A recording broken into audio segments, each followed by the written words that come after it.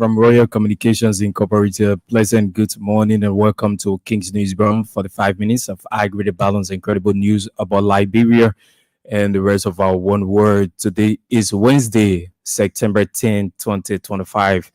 My name is Cornelius Johnson presenting story top in the headlines this morning. Students of Hyper Demonstration High School in Maryland County demand immediate renovation of school building and commencement of learning activities, accused local authorities of halting renovation works initiated by a private group. Liberia Telecommunications Authority former chairman Abdullah Kamara released on 295,000 United States dollars criminal appearance bond minutes after incarceration at the Monrovia Central Prison for economic sabotage and other corruption-related charges. Renowned human rights lawyer and political leader of the Liberian People's Party challenges Liberian journalists to uphold integrity and principles. Councillor Tiawan Gonglo says Liberian media is being entrenched with cash for content practices. Away from Liberia, Africa's former First Lady, Simon Gabo, 76, is the surprise inclusion in the list of 5 candidates who have been officially cleared to contest next month's presidential elections. And Prime Minister KP Sharma Oli has resigned amid Nepal's worst unrest in decades as public anger mounts over the deaths of 19 anti-corruption protesters in clash with police on Monday. The news bulletin voices of the newsmakers are all packaged in this edition of the program. We take a very short break to be right back.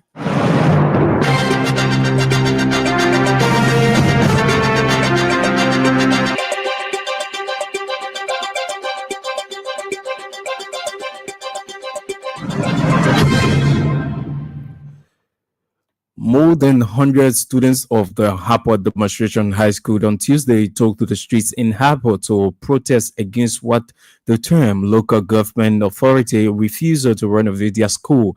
The public school students carrying placards chanted slogans including "We want our building, we want to go to school, no building, no lesson for all." They expressed frustration over their exclusion from learning activities due to the deplorable condition of the school building.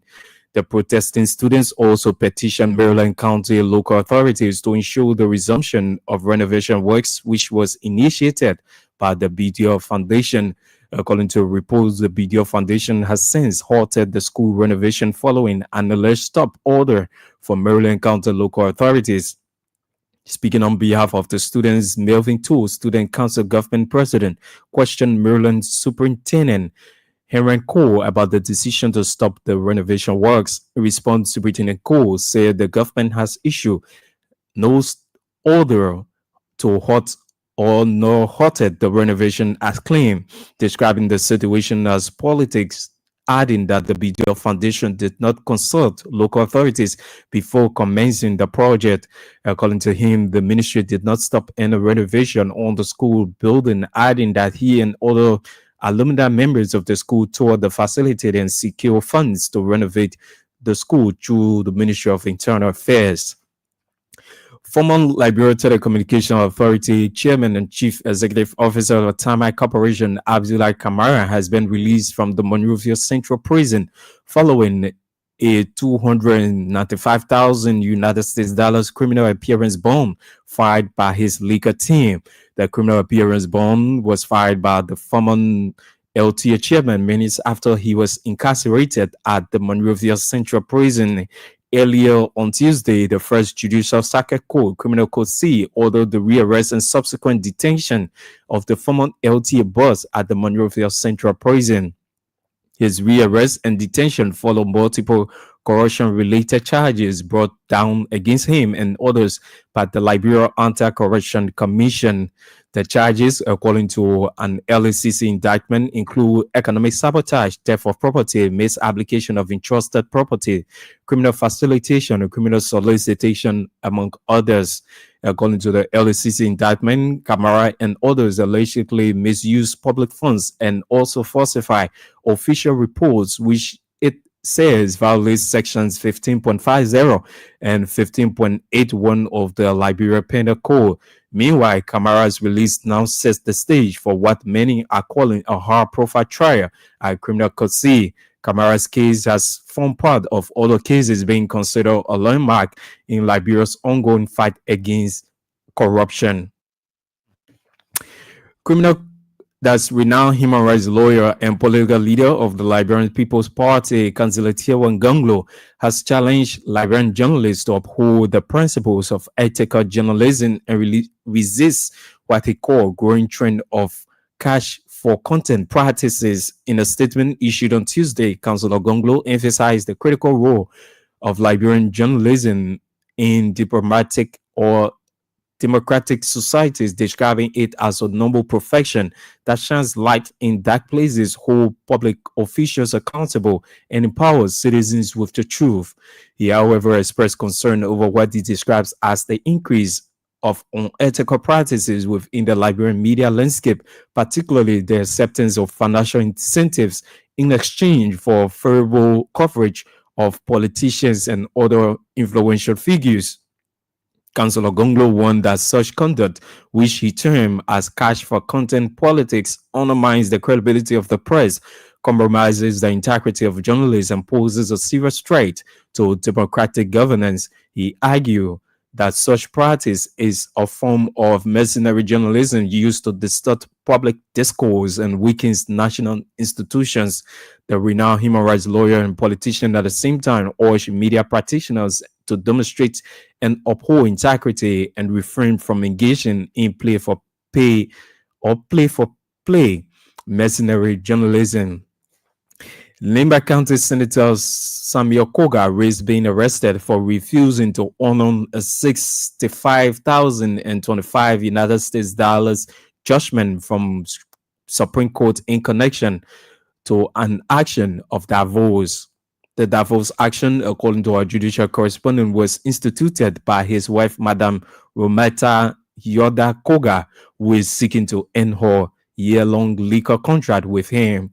The 6th Judicial Circuit Court of Manzrada County, known as the Civil Law Court, granted Madam Yada Koga's actions of divorce with the amount in question, but the Nimba County Senator rejected the court's decision with an appeal to the Supreme Court. He later lost the appeal when the High Court reaffirmed the subordinate court's decision in favor of his wife, with a mandate to the subordinate court to reinforce its judgment regarding the matter. Since the High Court decision was announced Monday ago, our judicial correspondent said the Nimba County Senator is refusing to accept the decision. He risks being arrested in a couple of days regarding the matter due to his alleged refusal to honor the High Court's judgment consistent with law. The Liberian Labour Congress has criticized the Liberian government of deliberately denying the rights of civil servants, including teachers and health workers, to join the Liberian Labour Congress. John Newman Nine, an Nimbato Secretary General of internationally recognized Liberian Labour Congress, said the Congress has officially forwarded its reports covering activities between 2024 and 2025 to the International Labour Organization in Geneva, Switzerland. He disclosed that the report contained complaint to the ILO and the Liberian government that the Liberian government has failed to abide by the international protocols and uphold government freedom of labor organizations to unite. In an interview with reporters Tuesday night, also accused the Ministry of Labor of intentionally working with a split of the LLC, which is not recognized by the ILO. U.S. Chargé d'Affaires Joseph Zadronzi Zadroni on Tuesday met with Liberia's Minister of Finance and Development Planning, Augustine Kafwan, to discuss the country's readiness for a critical visit from the Millennium Challenge Corporation. The MCC delegation are expected to arrive in country to determine whether Liberia qualifies for a second MCC compact, something considered an opportunity the country cannot afford to squander. According to the release issued by the U.S. Embassy near Monrovia, the meeting underscored growing U.S. concern over Liberia's slow pace of reform and raised the dangers for a government that has struggled to deliver on its promises of economic transformation. The U.S. Embassy furthered that at the centers of Tuesday's meeting was Liberia's potential re-eligibility for a second MCC compact.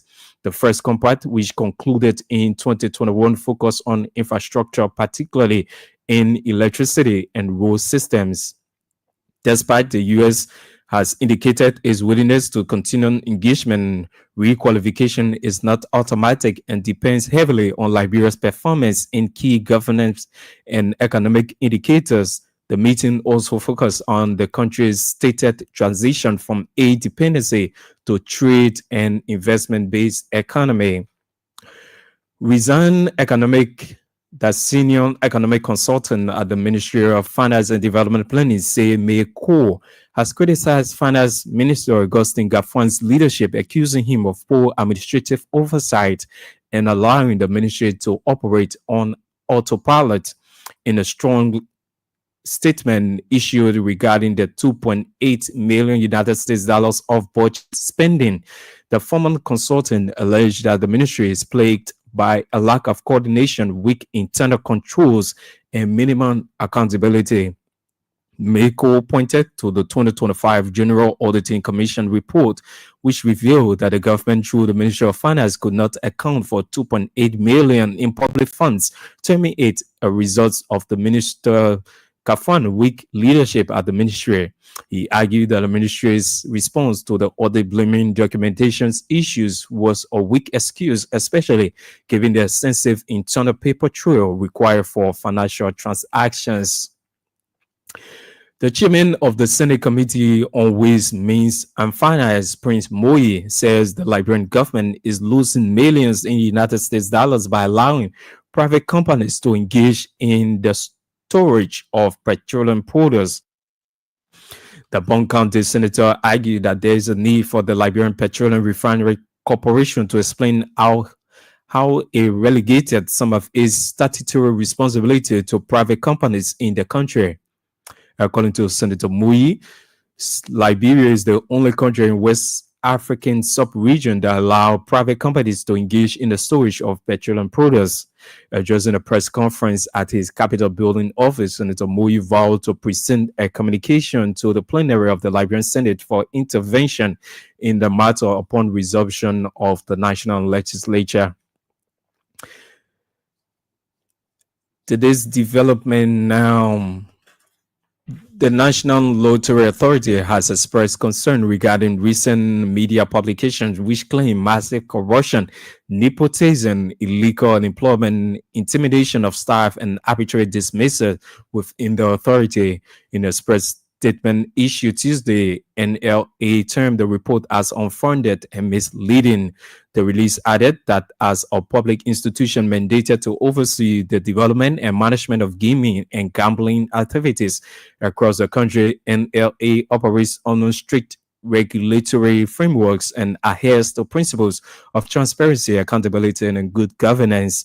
Authorities of the NLA also deny claims of financial mismanagement and maintain that all financial transactions, procurement processes, and project implementations are carried out in accordance with the Public Financial Management Act, the Public Procurement Act, and other relevant regulations. The New Life Recovery Center has called on the Liberia Drug Enforcement Agency and the Ministry of Health, Youth and Sports to organize a national conference in order to deliberate on the challenges in combating the widespread of drug abuse in Liberia. According to the coordinator of the center, Jefferson Knight, said the fight against drugs in Liberia is not holistic, expressing disbelief in the government achieving its desire of eliminating drug smuggling and abuse. Knight cautioned the newly appointed interim leadership at the LDEA, the Ministries of Health and Youth and Sports, to give his proposal a timely consideration. He noted that the national conference should be attended by stakeholders to advance proposal and take concrete steps in addressing the drug problems in Liberia. A man believed to be in his 60s named Rudolph Teach is making an urgent appeal to humanitarians and local authorities to support as he struggled to treat himself of cancer. Rudolph Teach, a resident of Police academic community said he has been suffering from the condition for about a year. According to him, the illness began with what he felt a sudden bump on his back, adding that after seeking medical attention at the John F. Kennedy Memorial Hospital, lab results confirmed that he suffered from sarcoma, a rare and aggressive form of cancer. Despite his effort to attend treatment regularly, Teach noted financial constraints have made it extremely difficult. He also expressed frustration over the matter and informed he was retired from the ArcelorMittal Liberia company, accusing the world's Teach company of retiring him with only a letter of appreciation without any financial benefit or pension support. The University of Liberia campus-based Student Unification Party has strongly rejected recent efforts by House Speaker Rachel Coon to restore calm at the institution, vowing to continue protests over what it describes as long-standing grievances. Speaker Coon recently met with the university authorities and representatives of SUP in an attempt to mediate ongoing tensions between students and the administration. However, speaking to journalists recently at the University of Liberia's capital Hill campus, SUP leaders condemned what they call post-state of facilities across your campuses and reiterated corruption allegations against the university's leadership.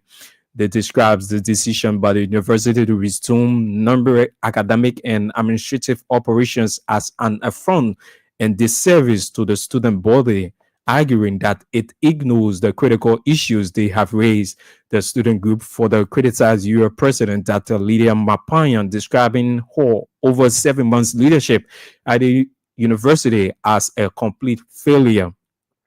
They also accused Dr. Mapayan's leadership of prioritizing corruption over student welfare and infrastructure development. SUP at the same time maintained its call for the immediate dismissal of Dr. Mampayans and threatened that failure to do so will result in continued protests and other unspecified actions. The news bulletin will take a very short break. When we come back, we'll bring you the voices of the newsmakers right here on King's Newsroom this morning.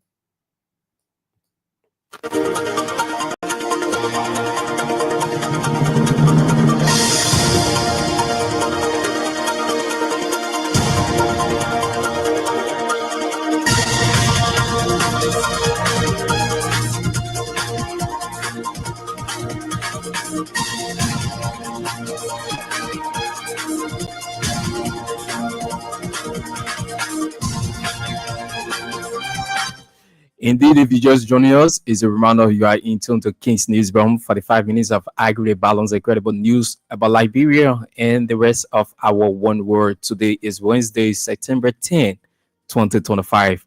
My name is Cornelius Johnson, presenting this morning one of our top stories.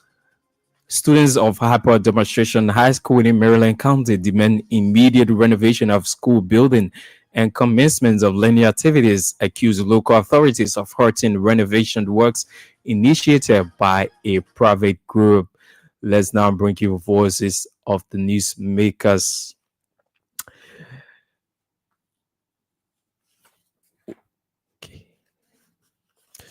Today's development now, renowned human rights lawyer and political leader of the Liberian People's Party, Councillor Tiawan Gonglo, has challenged Liberian journalists to uphold the principles of ethical journalism and resist what he called growing trend of cash for content practices. In a statement issued on Tuesday, Councillor Gonglo emphasized the critical role of journalism in democratic societies, describing it as a noble profession that shines light in dark places, holds public officials accountable, and empowers citizens with the truth. He, however, expressed concern over what he describes as the increase of unethical practices within the Liberian media landscape, particularly the acceptance of financial incentives in exchange for favorable coverage of politicians and other influential figures. Here now is Councillor Tiawan Gonglo. If there's any lawyer in Liberia who should speak for and against journalists, it should be me. Why I say so? I have the credibility to do so. I have been a defender of the press and the actors in the press, journalists. from the 1990s up to now. One of the reasons I went to jail in 2002 was my effort in releasing journalists from jail all of the time and speaking for them whenever they were in trouble. Getting them out of police cell, going to the magistrate courts, everywhere. I even drafted the law that is called the Kamara law today. But we fought for press freedom so that the press can be used to inform, educate, and entertain the Liberian people and residents here. Sadly, today, some journalists have decided to use the profession for money making. Money making is not bad, but when you make money to undermine the development of Liberia, that is bad. Journalists that take money from government officials to kill bad stories about them. Journalists that take money from business people, bad business people, to kill stories about them. Journalists that take money to write bad stories about good people in society are the journalists that are called mercenary journalists. We don't need them. I'm prepared to keep fighting for journalists. I still do that today. But I really don't like mercenary journalists. They are a disservice to the profession.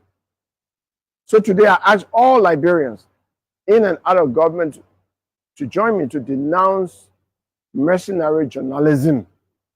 It is bad. It's not good for our country. We didn't fight for press freedom, for people to use the press as a money-making thing against public interest, against the interest of our society. Renowned human rights lawyer and political leader of the Liberian People's Party, Councillor Tiawan Gongolole, they're challenging Liberian journalists to uphold the principles of ethical journalism and resist what he called growing trend of cash for content practices. Today's development now, more than 100 students of the Harper Demonstration High School on Tuesday took to the streets in Harper to resist or protest against what they term local government authority refusal to renovate their school. The public school students carrying placards chanted slogans including "We want our building," "We want to go back to school," "No building, no lesson for all." They expressed frustration over their exclusion from learning activities due to the deplorable condition of the school building.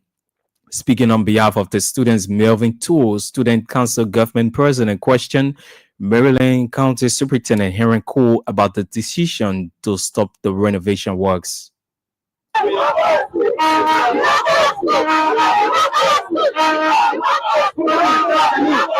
I'm Student Melvin Astor Junior, president of the school and also head of the team that is protesting today.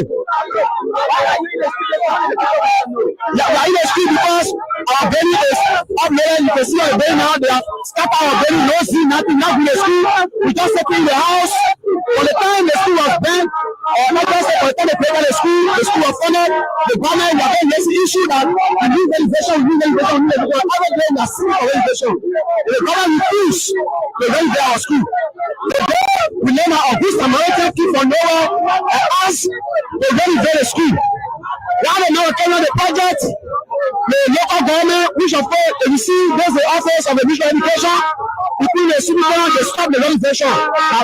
While the men want to do a new BOQ, which of course have to do a business of property, or what they need, they not provide all necessary property, but still, the government still going to stop the renovation of the school. Today we are out to let the government know that we are citizens of this country and we need a better education. Because as we get from the Constitution of 1986, we say that, let's just say, chapter 6 verse 1, we say that all citizens of this country need better education, quality, and what? So, as you can see, the material now, we don't have a quality institution. Our belly is poor. For the time that we need the belly, they all need the belly, we are better than for the past 2 months now. Why are we for better education, quality education? We want for the government to immediately renovate our belly before we can come down. We need for our belly to be renovated.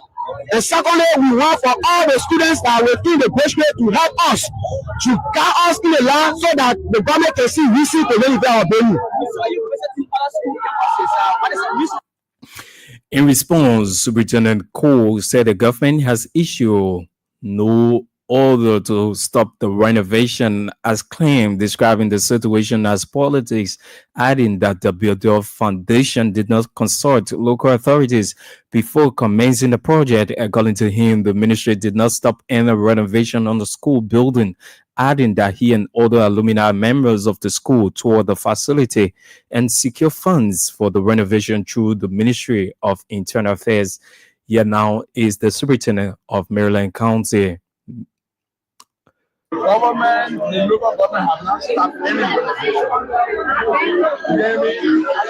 The local government did not stop any renovation. What they are doing with you, they are playing politics with you. They are not prepared for politics. I came to this county for the purpose of development.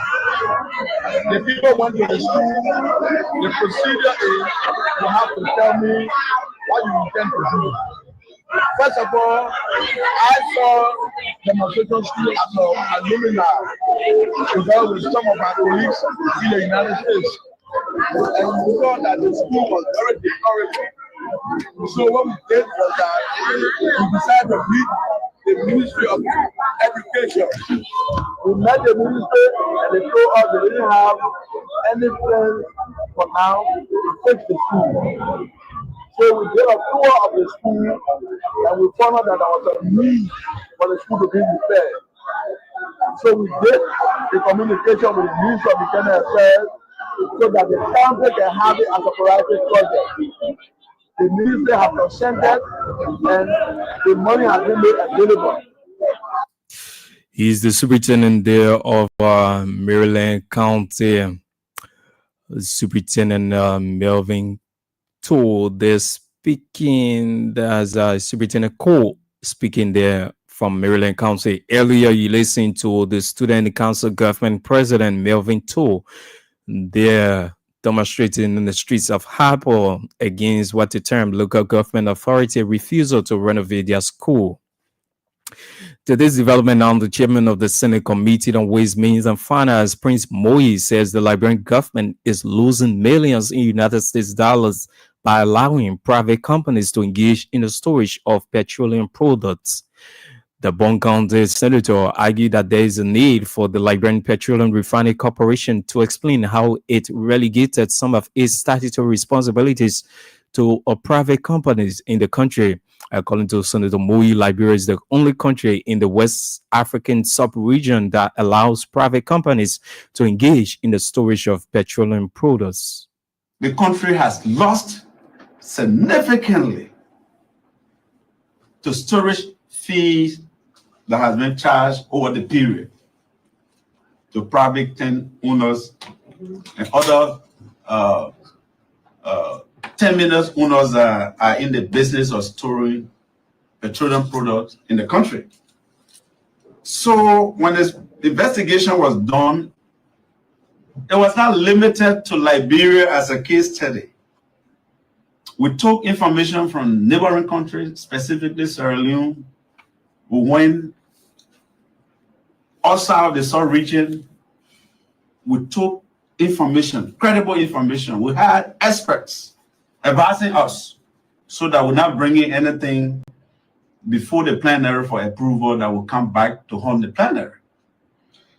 So we noticed that there were functions that LPRC, as a regulatory agency of the government and SOEs, and which their major line of revenue is only storage as per their function, was giving individuals and companies that build tanks in the country a blanket storage fee that they weren't performing the duties that LPRC performing, and then they were all collecting the same money. So we decided to look into that. After we looked into that and found out from the neighboring country, we found out that Sierra Leone right here, a storage fee per a gallon of gas costs $2.58. $2.58. just next door self. And it applies to other countries at different levels. Even the great Nigeria, they are far below. So we invited the Ministry of Commerce and the LPRC management to come and tell us why they have continued to charge storage fee from 20 cents during the past government, went to 30 cents, and then this government brought it back, took it back again to 35 cents. He is the chairman of the Senate Committee on Ways, Means and Finance, Bon County Senator Prince Moe, there speaking. Indeed, if you're just joining us, a reminder you are in tune to King's Newsroom, 45 minutes of credible and reliable news about Liberia and the rest of our one world. Today is Wednesday, September 10, 2025. Story topping our headlines: students of Hyper Demonstration High School in Maryland demand immediate renovation of school building and commencement of learning activities, accuse local authorities of hurting renovation works initiated by a private group. Liberia Telecommunications Authority former chairman Abdullah Kamara released on 295,000 United States dollars criminal appearance bond minutes after incarceration at the Monroeville Central Prison for economic sabotage and other corruption-related charges. Renowned human rights lawyer and political leader of the Liberian People's Party challenges Liberian journalists to uphold integrity and principles. Councillor Tiawan Gonglo says Liberian media is being entrenched with cash for content practices. Away from home, Ivory Coast former First Lady Saman Gogba, 76, is the surprise inclusion in a list of 5 candidates who have been officially declared to contest next month's presidential elections. And Prime Minister KP Samai Oli has resigned amid Nepal's worst unrest in decades as public anger mounts over the deaths of 19 anti-corruption protesters in clashes with police on Monday. We take a very short break. When we come back, we bring you more developments on the program.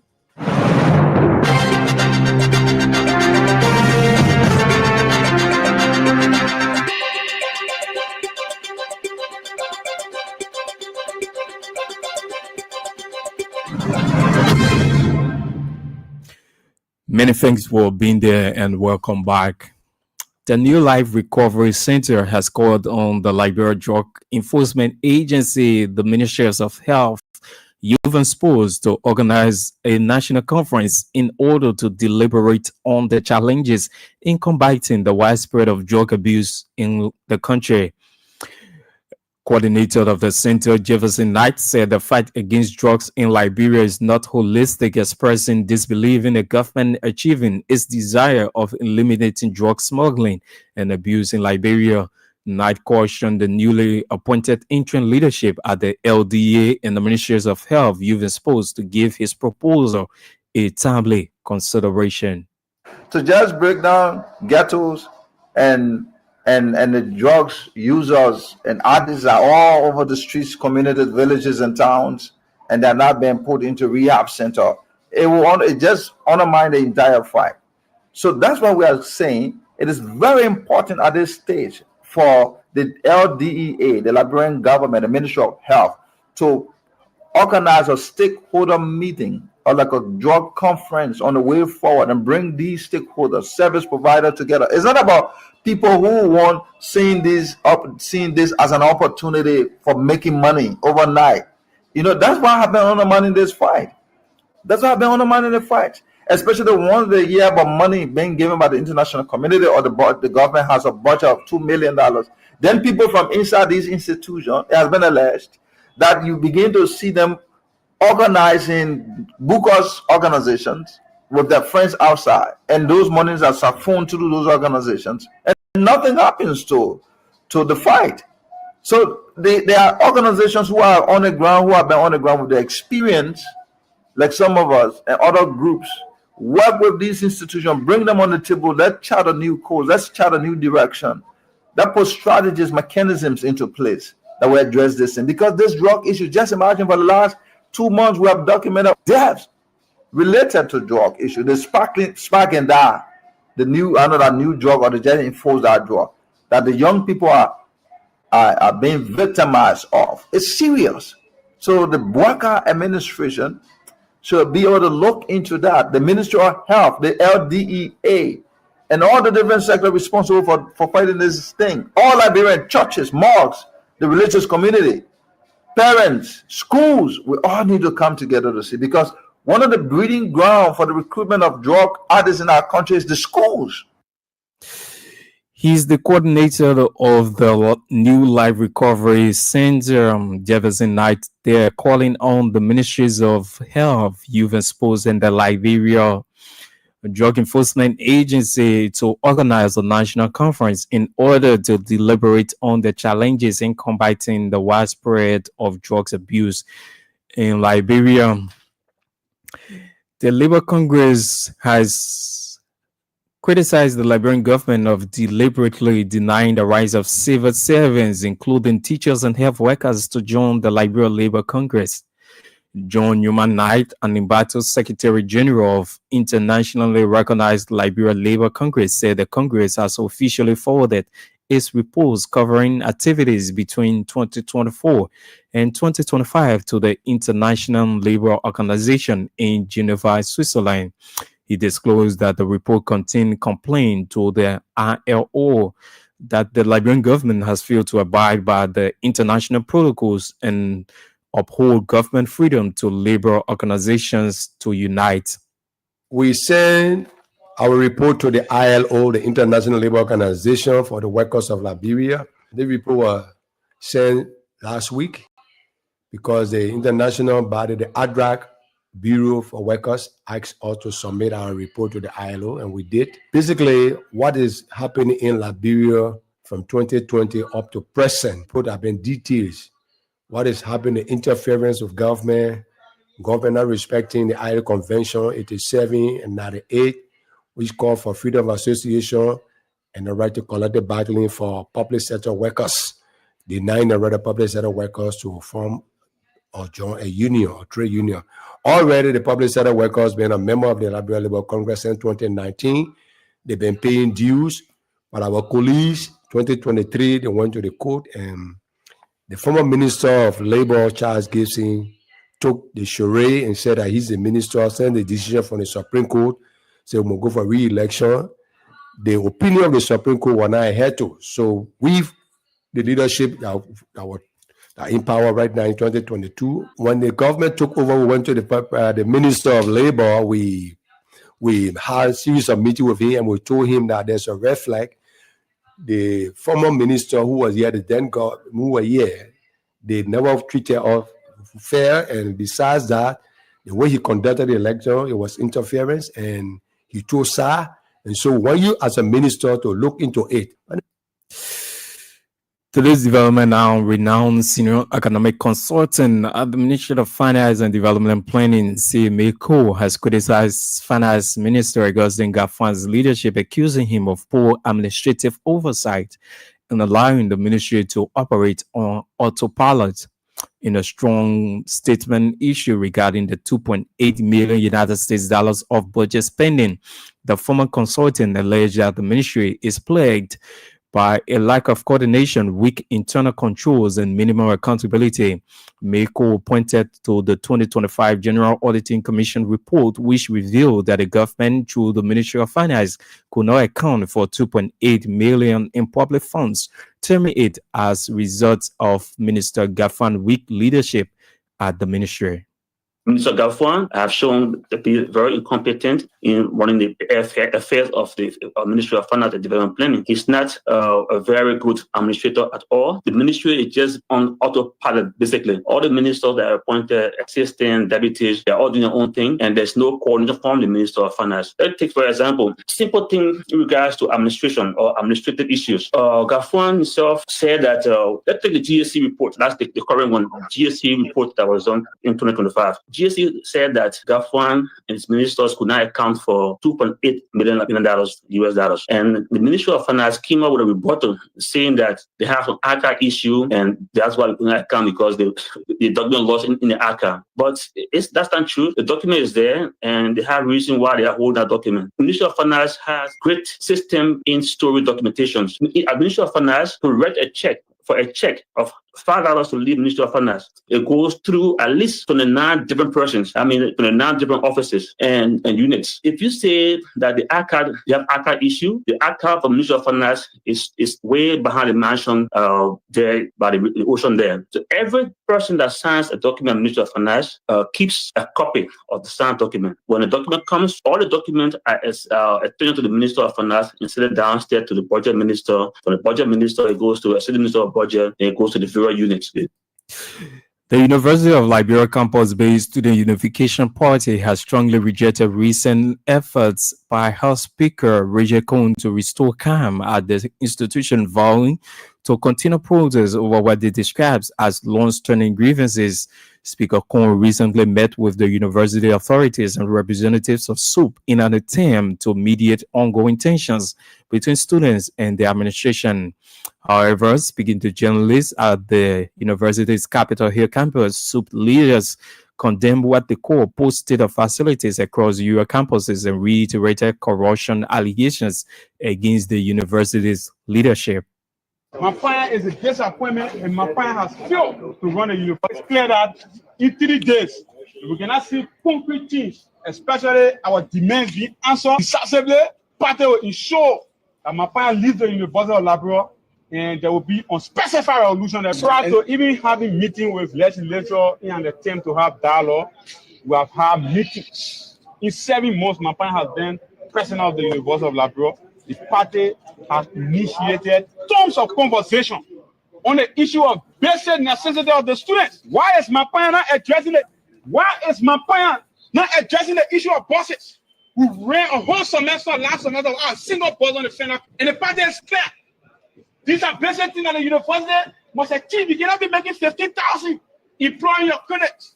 You are increasing the salary of a secretary to 437%, but you cannot provide the basic needs of the students.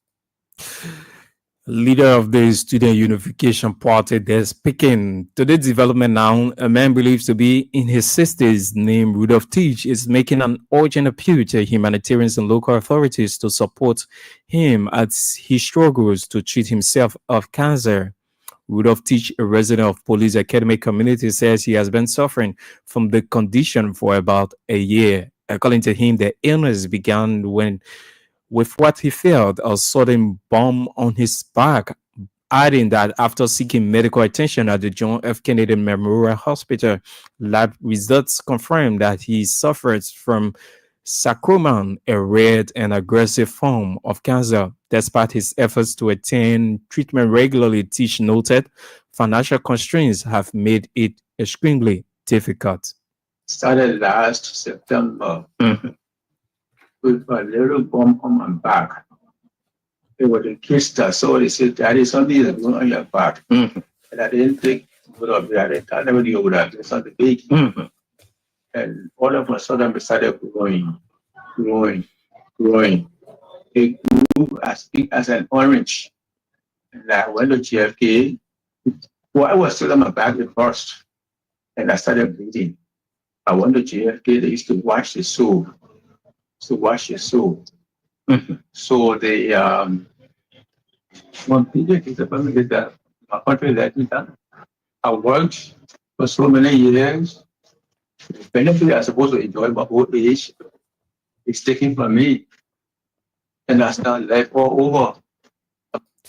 He's Rudolph Teach, a man suffering from cancer. They're calling on humanitarians and government to help him seek advanced medical treatment.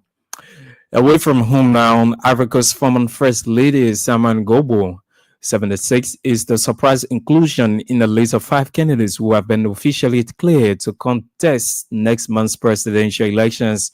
She will run against President Alassane Ouattara, 83, who took power after she and her husband, Laurent Gbagbo, were captured in a presidential bunker during the conflict that hit the country after the 2010 elections. But the ex-president has been barred from contesting the poll, along with ex-prime minister Pascal and ex-Credit Suisse Bank CEO Tanjani. Their disqualification has raised concerns about the legitimacy of the 25 October vote and has sparked fears of instability. And Prime Minister KP Samoei has resigned amid Nepal's worst unrest in decades as public anger mounts over the deaths of 19 anti-corruption protesters in clashes with police on Monday.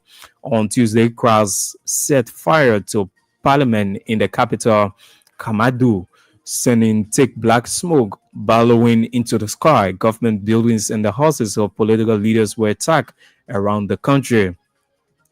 3 most deaths were reported on Tuesday. Amid the chaos, jail officials said 900 inmates managed to escape from 2 prisons in Nepal's western districts. The demonstrations were triggered by a ban on social media platforms. It was lifted on Monday, but by then protests had swirled into a mass movement. To end this news year once again is a recap of the headlines. Students of Hyper Demonstration High School in Maryland demand immediate renovation of school buildings and commencement of learning activities, accuse local authorities of hurting renovation works initiated by a private group. Liberia Telecommunications Authority former chairman Abdullah Kamara released on a $205,000 United States dollars criminal appearance bond minutes after incarceration at the Monrovia Central Prison for economic sabotage and other corruption-related charges. Renowned human rights lawyer and political leader of the Liberian People's Party challenges Liberian journalists to uphold integrity and principles. Councillor Tiawan Gonglo says Liberian media is being entrenched with cash for content practices. Away from home, Africa's former First Lady, Saman Gobo, 76, is the surprise inclusion in the list of 5 candidates who have been officially cleared to contest next month's presidential elections. And Prime Minister KP Samoei has resigned amid Nepal's worst unrest in decades as public anger mounts over the deaths of 19 anti-corruption protesters in clashes with police on Monday. Many thanks to all of our contributors, editors, and reporters will help in making this edition of King's Newsroom All Sources. My name is Cornelius Johnson. Join us this afternoon at 1 p.m. for another edition of King's Newsroom on behalf of the entire team. Many thanks to all of you for listening and watching. Good morning.